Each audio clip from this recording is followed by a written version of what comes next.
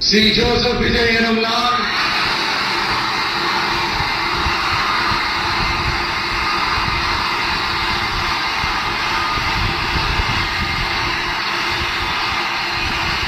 சட்டப்படி அமைக்கப்பெற்ற இந்திய அரசியல் அமைப்பின்பால் உண்மையான நம்பிக்கையும் மாறா பற்றும் கொண்டிருப்பேன் என்றும்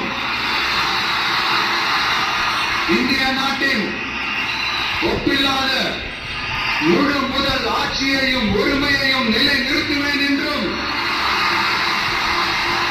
தமிழ்நாட்டு அரசின் முதலமைச்சராக உண்மையாகவும் உளச்சான்றின்படியும் என் கடமைகளை நிறைவேற்றுவேன் என்றும் அரசியல் அமைப்பிற்கும் சட்டத்திற்கும் இணங்க அச்சமும் ஒருதலை சார்பும் இன்றி விருப்பு வெறுப்பை விலக்கி பலதரப்பட்ட மக்கள் அனைவருக்கும்